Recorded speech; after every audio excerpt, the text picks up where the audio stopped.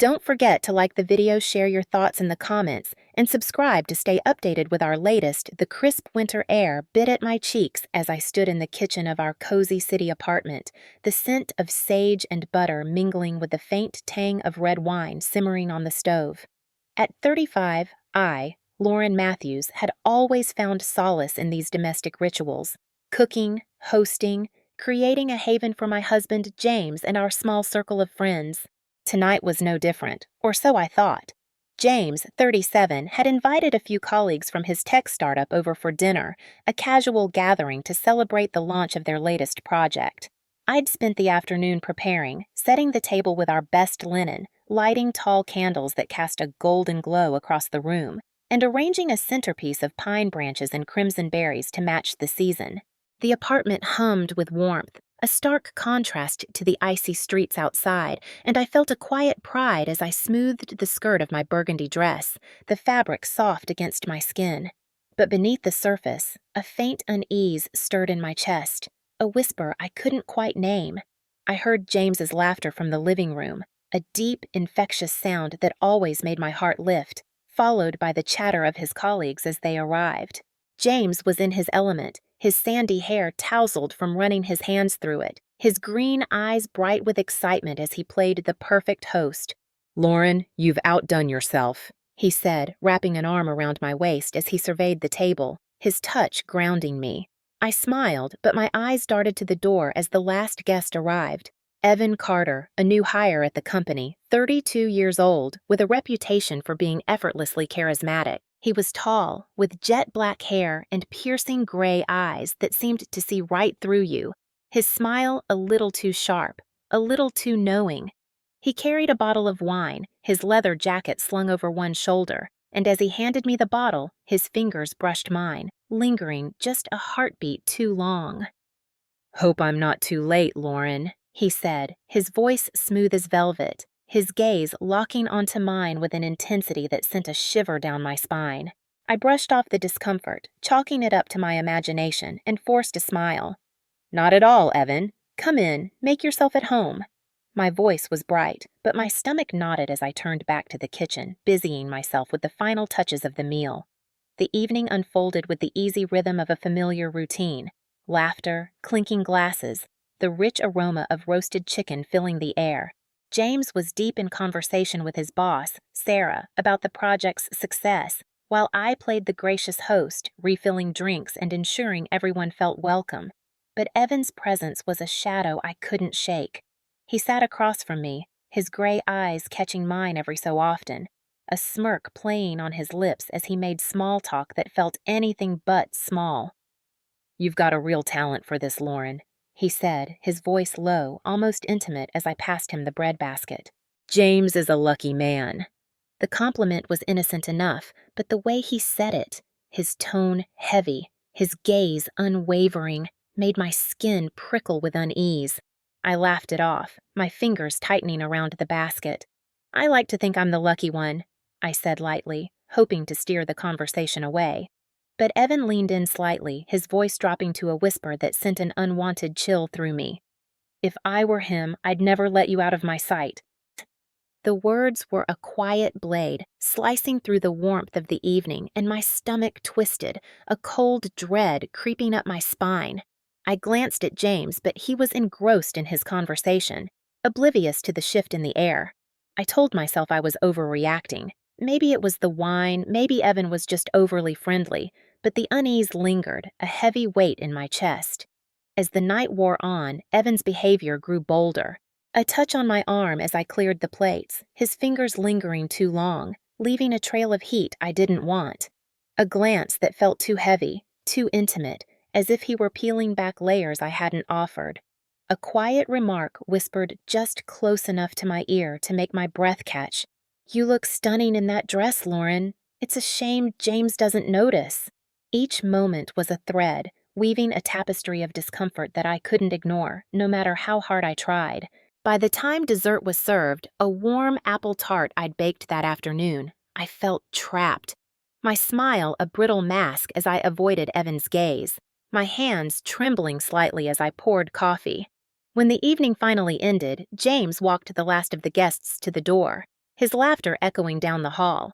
I busied myself in the kitchen, scraping plates with a ferocity I didn't feel, when Evan's voice cut through the silence.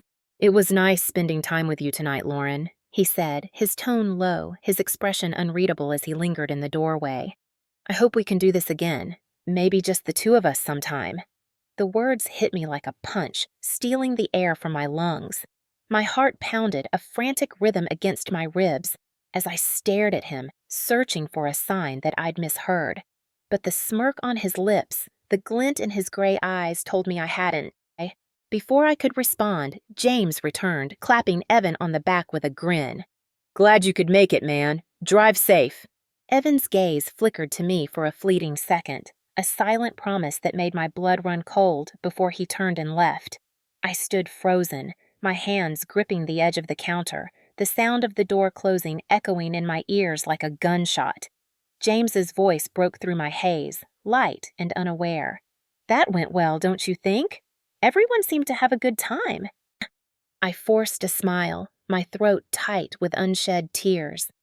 "Yeah, it was a good night," I lied, the words tasting bitter on my tongue.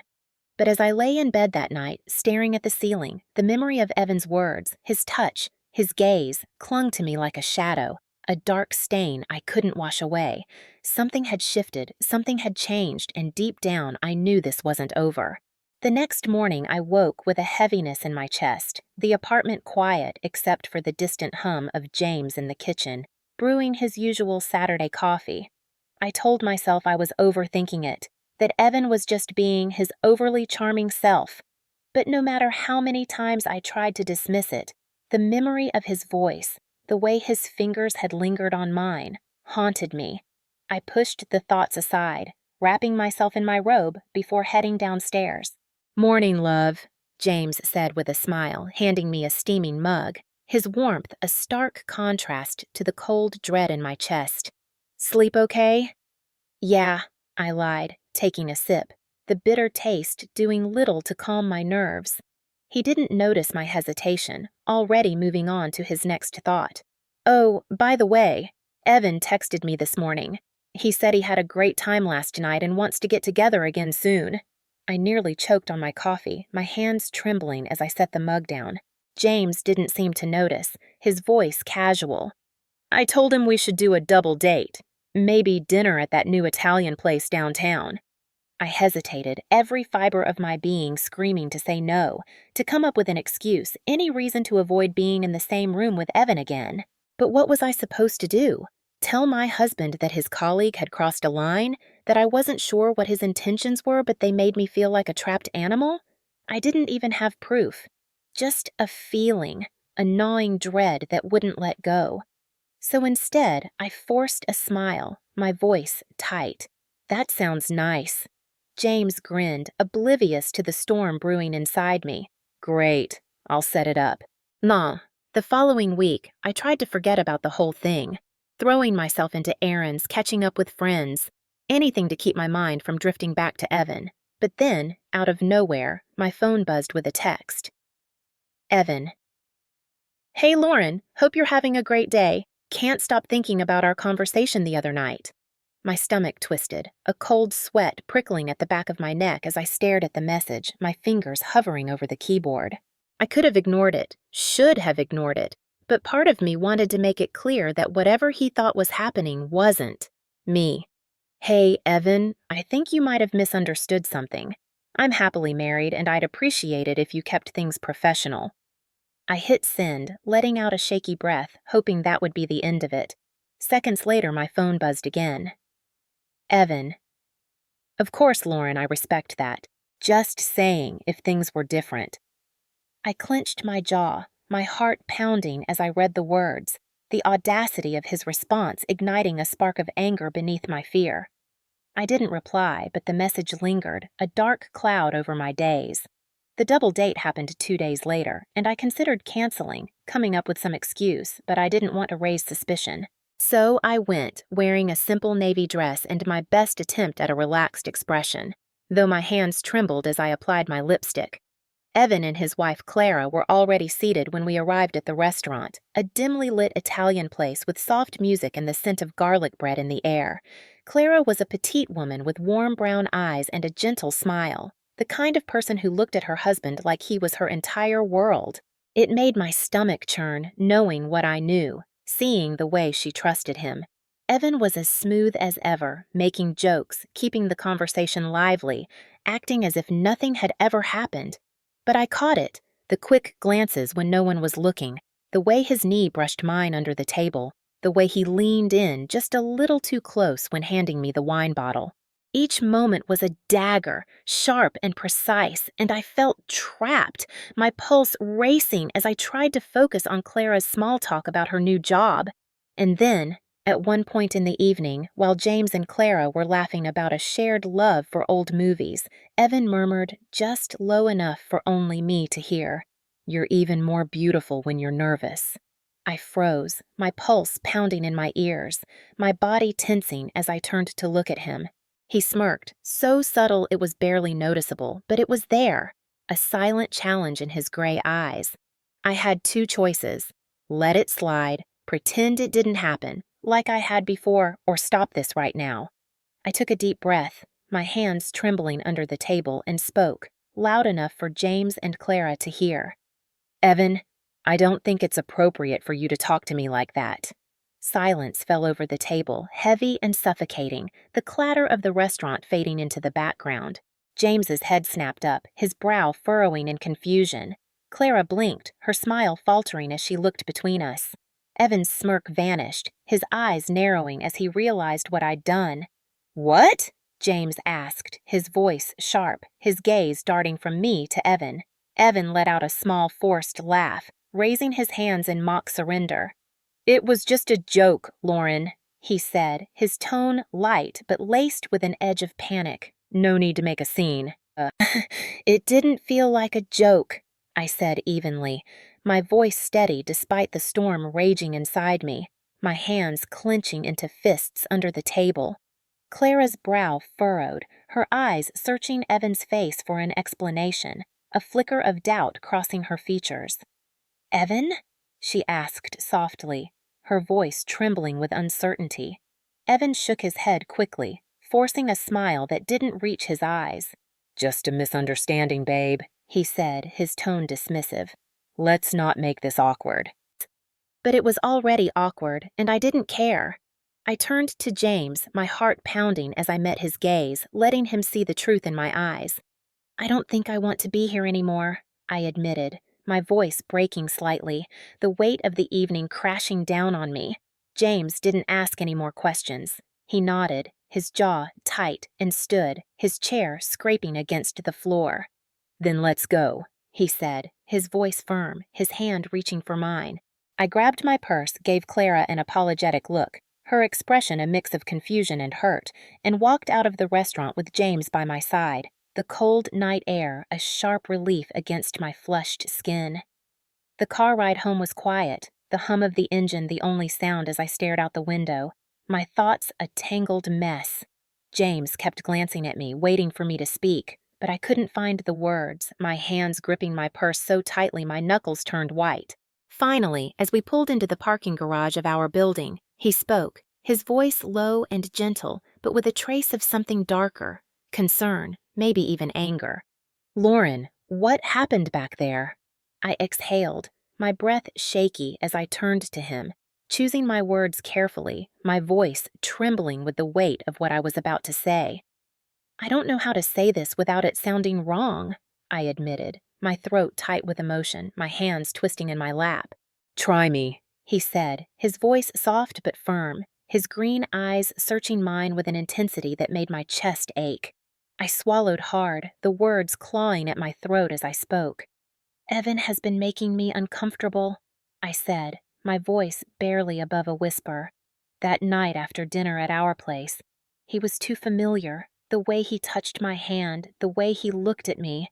I brushed it off as nothing, but then he texted me a few days later saying he couldn't stop thinking about our conversation. And tonight, he said something inappropriate to me. I tried to handle it on my own, but I realized if I kept quiet, it would never stop." James's hands tightened on the steering wheel, his knuckles turning white, his jaw clenching as a storm brewed in his eyes. "Lauren, Why didn't you tell me sooner? He asked, his voice low and strained, a mix of hurt and fury lacing his words. Because I wasn't sure if I was imagining it, I admitted, my voice breaking as tears stung my eyes, my hands trembling in my lap. And because he's your colleague, I didn't want to make trouble for you at work. The confession spilled out, raw and unfiltered, and I felt a wave of guilt wash over me, the weight of my silence pressing down on my chest. James shook his head, his eyes dark with a fury I rarely saw, his voice steady but laced with steel. You are my wife. You come first, always. Huh? His words were a lifeline, a quiet vow that made my chest tighten, and for the first time that night I felt like I could breathe. But this wasn't over. I could feel it in the air, a lingering threat that refused to dissipate. The next morning, I woke to find James already in the kitchen, his phone in his hand, his expression tense as he scrolled through messages. What's wrong? I asked, my voice thick with sleep, a cold dread creeping up my spine as I watched him. He let out a slow breath, his jaw tight. Evan texted me, he said, his voice clipped. He's trying to act like nothing happened. Said he hopes last night didn't cause any unnecessary drama. I scoffed, the words igniting a spark of anger beneath my fear. Unnecessary drama? Unbelievable! James looked at me, his eyes burning with determination. I don't want you to have to deal with this anymore, he said firmly. I'm going to talk to him at work, face to face. I hesitated, my heart racing as I searched his face. Are you sure? I asked, my voice trembling with a mix of relief and apprehension. He crossed a line, James said, his voice unwavering, his hands clenching into fists at his sides. More than once. I need to make it clear that this is not okay. Something in his tone told me he wasn't going to let this go, and for the first time in days, I felt a flicker of hope, a quiet strength in knowing I wasn't alone. That afternoon, while James was at work, I tried to go about my day as usual, but I couldn't shake the feeling that something was coming, that Evan wasn't the type to back down quietly. And I was right. Around 3:00 p.m., my phone buzzed with a text. Evan, I think we got off on the wrong foot. Can we talk, just the two of us? A chill ran down my spine, my hands trembling as I stared at the message, the audacity of his words igniting a fire in my chest. A few minutes later, another message. Evan, come on, Lauren, let's be adults about this. I gritted my teeth, my heart pounding as I blocked his number, the action a small rebellion against the fear that threatened to consume me. I called James immediately, my voice shaking as I told him what had happened. When James came home that evening, he looked exhausted but determined, his jaw tight as he set his briefcase down. What happened? I asked, my voice trembling with anticipation, my hands twisting together in a nervous knot. He ran a hand through his hair, exhaling sharply. I confronted him, he said, his voice low and steady, but with an edge of anger that made my chest tighten. At first, he tried to act like it was all a joke, that I was overreacting, but I made it clear. He is never to contact you again, ever. And if he so much as looks at you the wrong way, I'll make sure our boss knows exactly what kind of person he is. I bit my lip, my heart racing as I searched his face. And he just accepted that? I asked, my voice trembling with a mix of hope and dread. James's expression darkened, his eyes narrowing as he spoke. Not at first. He got defensive, said I was being ridiculous, that you were overreacting. But I told him I trusted you completely, and that was the end of the discussion. His words were a quiet vow, a promise that made my throat tighten with emotion, a rush of gratitude flooding through me. You really did that? I whispered, my voice breaking as tears welled in my eyes. Of course I did, he said softly, his voice steady as he stepped closer, his hand reaching for mine. Lauren, I will always stand up for you. You should never have to deal with something like this alone. His words were a balm, soothing the raw edges of my fear, and I wrapped my arms around him, holding him tight, the warmth of his embrace a quiet sanctuary in the storm of my emotions. Thank you, I murmured, my voice muffled against his chest, the weight of the past few days lifting slightly. But deep down, I couldn't shake the feeling that Evan wasn't the type to back down easily, that this wasn't really over. And I was right. 2 days later, I was in the grocery store pushing my cart down the produce aisle, the fluorescent lights harsh against the bright colors of the fruits and vegetables. I felt it before I saw him, a presence, a shadow lingering just a little too close. I turned, and my stomach dropped. Evan stood a few feet away, casually inspecting a row of apples, his gray eyes flicking to me with a smirk that made my blood run cold. The store was across town from his office. He had no reason to be here. My pulse quickened, a cold sweat prickling at the back of my neck as I reached for a bag of oranges, trying to act like he wasn't there, my hands trembling as I gripped the plastic. "Lauren," he said smoothly, his voice a velvet blade as he stepped closer, his presence a dark cloud that threatened to suffocate me. "Fancy seeing you here." I didn't respond, my heart pounding as I focused on the oranges, willing myself to stay calm, to not let him see my fear. But he didn't take the hint.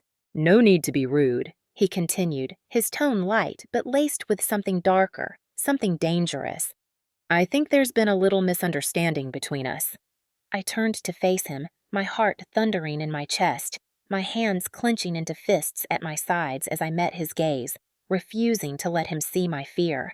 "There's no misunderstanding, Evan," I said, my voice low and firm, though it trembled slightly with the effort. "You crossed a line, and you need to stay away from me." My words were a quiet rebellion, a stand against the fear that threatened to consume me, and I felt a spark of strength ignite within me, faint but undeniable. His smile faltered, his gray eyes darkening as the mask slipped, revealing the predator beneath. "Come on now, no need to be dramatic," he said, tilting his head, his voice a quiet threat that sent a chill down my spine. "Mark's a lucky guy. You should be careful, Lauren. A woman like you attract attention, not all of it good." The words were a warning, a subtle menace that made my blood run cold, and I felt a wave of panic crash over me, my hands shaking as I gripped the cart. "Are you threatening me?" I asked, my voice steady despite the fear clawing at my chest, my eyes locked on his, searching for a crack in his facade. Evan held up his hands, that smirk returning, a silent challenge in his gaze. "Not at all," he said, his tone deceptively light. "Just making an observation." I turned and walked away, my hands trembling as I abandoned my cart, my steps quickening as I made my way to my car, locking the doors the second I got inside. My phone was already in my hand, my fingers shaking as I called James, my voice breaking as I told him what had happened. James came home earlier than usual that evening, his face a storm of fury as he stepped into the apartment, his jaw tight, his eyes burning with a rage I'd never seen before. "He followed you?" he asked, his voice tight with controlled anger, his hands clenching into fists at his sides. "Yes," I said, my voice trembling as I wrapped my arms around myself, the memory of Evan's words, his presence, sending a shiver through me. And he wasn't just being creepy, James. He was trying to scare me. My words were a quiet confession, the fear I'd been holding back, spilling out, raw and unfiltered. James exhaled sharply, pacing the kitchen, his movements sharp and restless. "That's it," he said, his voice low and dangerous, a quiet fury lacing every word. "I'm done playing nice." He met my eyes, his gaze burning with determination. "I'm going to our boss, and if that doesn't work, I'm going to HR. Evan doesn't get to do this, not to you, not to anyone." I swallowed hard, my heart racing as I searched his face, a mix of relief and apprehension flooding through me. "What are you going to do?" I asked, my voice trembling with the weight of my fear, my hands twisting together in a nervous knot. "I'm going to make sure he's held accountable," James said, his voice steady, his hands unclenching as he stepped closer, his presence a quiet anchor in the storm of my emotions. "And I'm going to make sure he never comes near you again." His words were a promise, a vow that made my throat tighten with emotion, a rush of gratitude flooding through me. The next day, James filed a formal complaint with HR, detailing every incident, every text, every moment of discomfort. But before HR could act, Evan escalated things further. That evening, as I sat on the couch, trying to distract myself with a book, My phone buzzed with a call from an unknown number. I hesitated, my heart racing as I answered, my voice trembling. "Hello?" "Lauren." Evan's voice purred through the line, smooth and menacing, sending a chill down my spine. "I heard James went to HR. That wasn't very nice of you." My blood ran cold, my hands trembling as I gripped the phone, my pulse thundering in my ears. "You need to stop this, Evan," I said, my voice shaking with a mix of fear and anger. "Leave me alone." He laughed, a low, chilling sound that made my stomach twist. "I don't think you understand, Lauren," he said, his voice dropping to a whisper. "I always get what I want." The line went dead, leaving me frozen, my hands shaking as I dropped the phone, a wave of panic crashing over me. I called James immediately, my voice breaking as I told him what had happened, the fear I'd been holding back spilling out in a rush.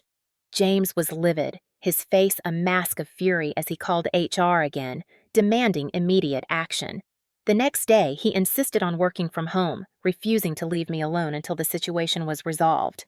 Clara, Evan's wife, called me that afternoon, her voice trembling with a mix of confusion and pain. "Lauren, I heard what's been happening," she said, her words halting, her breath shaky. "I had no idea Evan was doing this to you. I'm so sorry. I feel so betrayed." Her voice broke, a quiet sob escaping her lips, and I felt a pang of sympathy, a shared pain that made my chest ache. "I'm sorry you're going through this, Clara," I said softly, my voice trembling with emotion, my hands twisting in my lap. "I didn't want to hurt you. I just couldn't stay silent anymore." My words were a quiet confession, the weight of the past few weeks pressing down on me, a mix of guilt and relief flooding through me. "I'm leaving him," Clara said, her voice steadying, a quiet strength emerging beneath her pain. "I can't stay with someone who would do this. To you, to me, to our marriage." Her words were a quiet rebellion, a stand against the betrayal she'd endured, and I felt a swell of admiration for her, a shared strength that made me feel less alone. By the end of the week, Evan had resigned from the company, the pressure from HR and the threat of further action too much for him to handle. Word spread quickly, something about personal reasons and new opportunities elsewhere. But James and I knew the truth.